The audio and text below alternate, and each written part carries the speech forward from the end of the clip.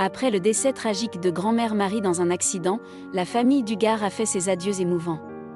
Avant de commencer, veuillez like cette vidéo et assurez-vous de vous abonner à Histoire qui inspire et d'activer les notifications pour ne manquer aucune de nos publications. Comme beaucoup le savent, la famille Dugard s'est d'abord fait connaître grâce à leurs émissions de télévision 19 Kids and Counting.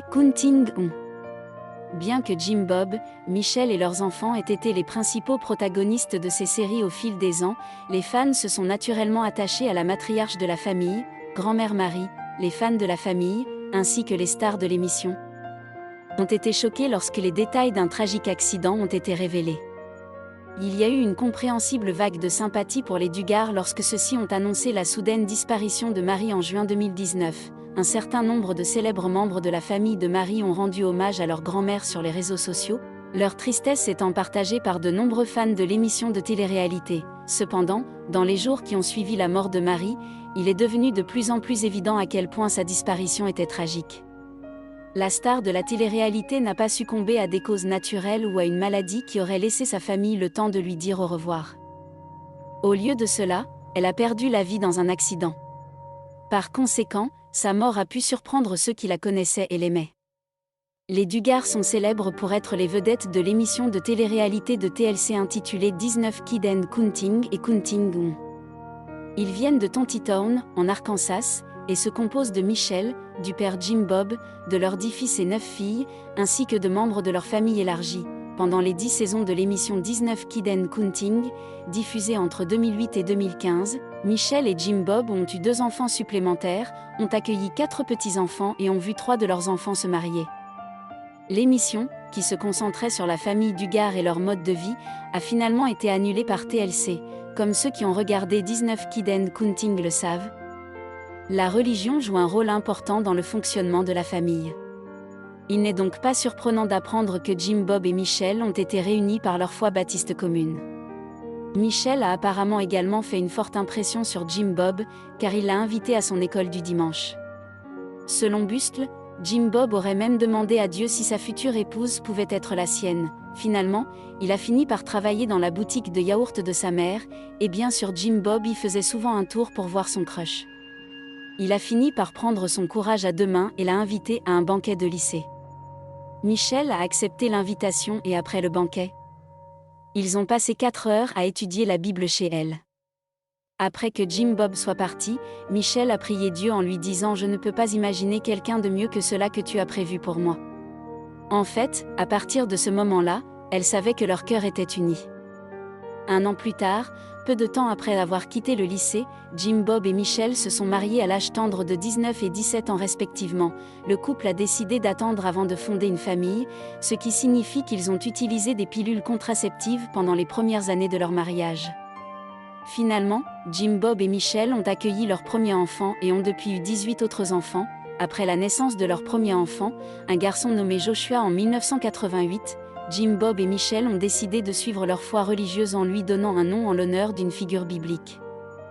Cependant, ils ne savaient pas qu'ils commençaient une tradition qui verrait chacun de leurs 19 enfants recevoir un prénom commençant par la lettre J.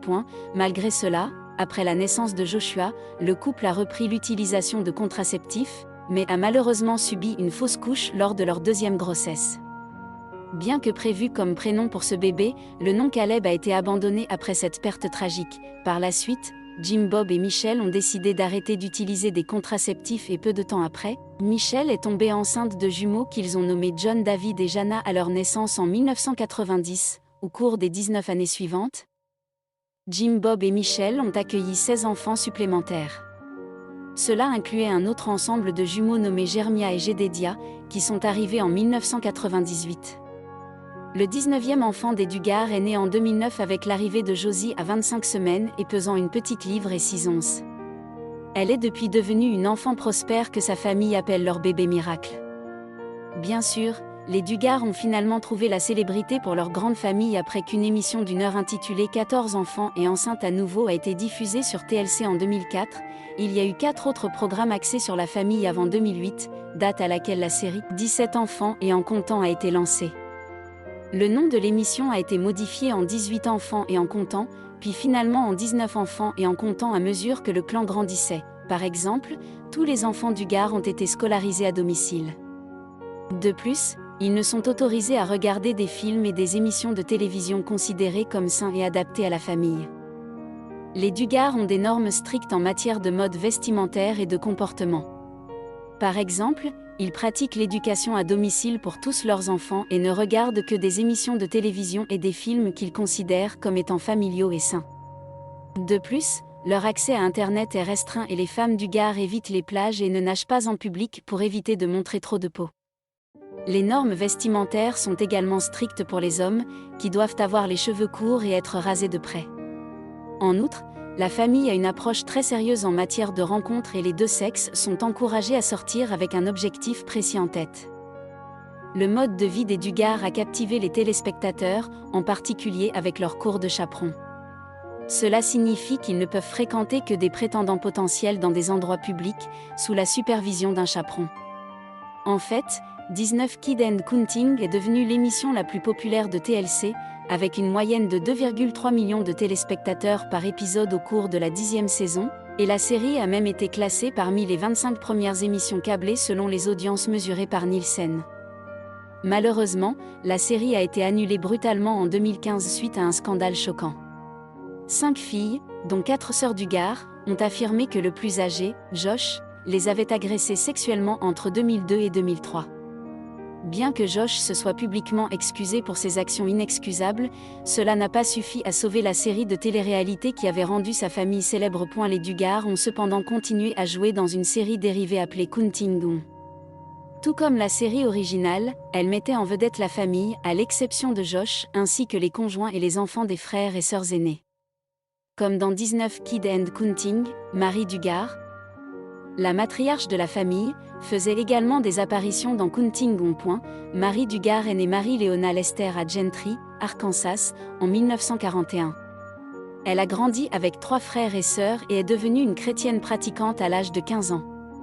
Elle a épousé James Lee Duggar alors qu'elle était jeune, en 1960, et a ensuite donné naissance à 2 enfants, Dina, née en 1963, et James Robert Jim Bob, né en 1965.